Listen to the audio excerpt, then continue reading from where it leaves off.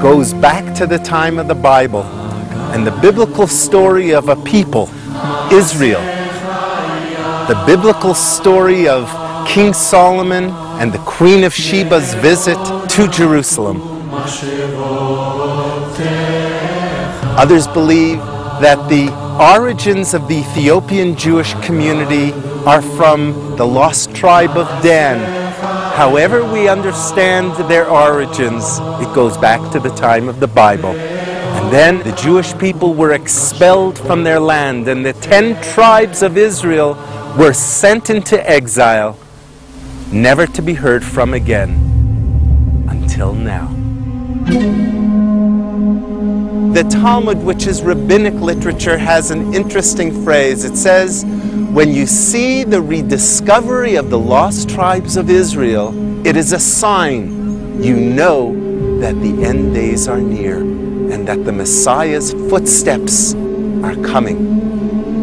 The 11th chapter of Isaiah may be the single most detailed description of the coming Messiah anywhere in the Bible.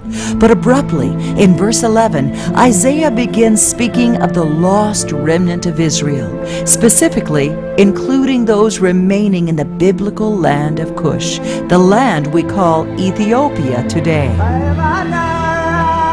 They call themselves the House of Israel, but in Ethiopia 5 centuries ago, the law of the land was, he who is baptized in the Christian religion may inherit the land of his father.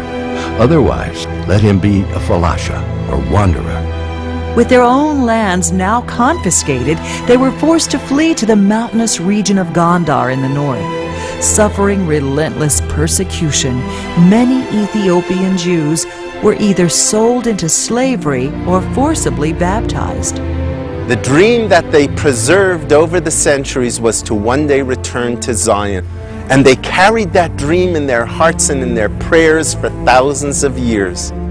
Good evening. The Ethiopian capital of Addis Ababa has been in chaos. That dream began to crumble in the 1970s. The holy remnant from Cush now suffered brutal civil wars and a Soviet communist regime that outlawed their Jewish faith. Many tried fleeing to refugee camps in the Sudan, but those who were caught were imprisoned. Then came the final blow. In 1984, you might remember, when there was a big famine in the Horn of Africa, every day 15 to 20 Jews died. We had to do a big operation.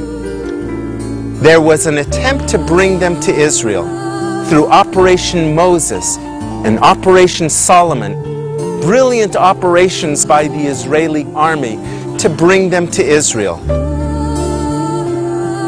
These people who never saw pictures of Israel, who never saw a plane before, who lived in very primitive conditions, risked their lives in coming to Israel.